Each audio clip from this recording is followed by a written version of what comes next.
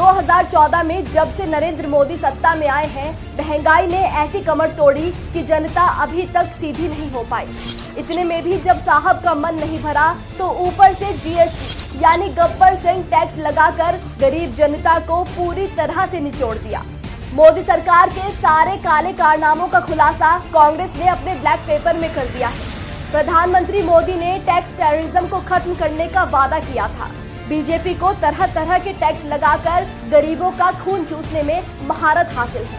GST को गलत ढंग से डिजाइन किया गया, कॉरपोरेट टैक्स में छूट दी गई। सरकार बड़े कॉरपोरेशंस को सब्सिडी देने के लिए गरीबों और छोटे व्यवसायों पर टैक्स लगा रही है।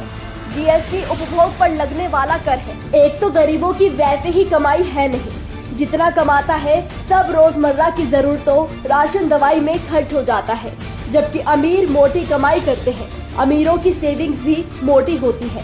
अलग अलग टैक्सों की तरह ही गरीबों पर जीएसटी की मार पड़ रही है। देश में जीएसटी के टोटल कलेक्शन का 64% पैसा जानते हैं कौन देता है?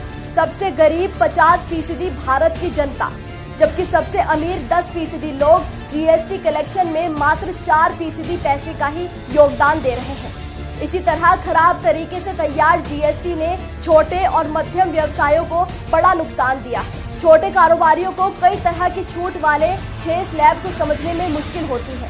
नियम लगातार बदल रहे हैं। 2017 से 22 के बीच मोदी सरकार ने हर दूसरे दिन 869 नोटिफिकेशन, 143 सर्कुलर और 38 आदेशों के साथ नियम बदले। छोटे व्यवसायों को अक्सर कई बार कई राज्यों में रजिस्ट्रेशन कराना पड़ता है, जिसके लिए उन्हें सीए, वकीलों को मोटी मोटी फीस चुकानी पड़ती है। छोटे मोटे कारोबार चलाकर अपने परिवार का गुजारा करने वाले गरीब मोदी को पसंद नहीं है। उन्हें तो अडानी से प्यार है।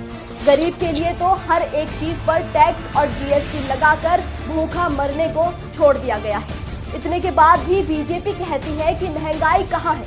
अरे जिन्हें जनता पर अत्याचार करने के सिवा कभी कुछ नजर नहीं आया, उन्हें महंगाई कहाँ से नजर आएगी? देशवासियों, पहचानो इस सरकार को, पिछले 10 साल अन्यायकार।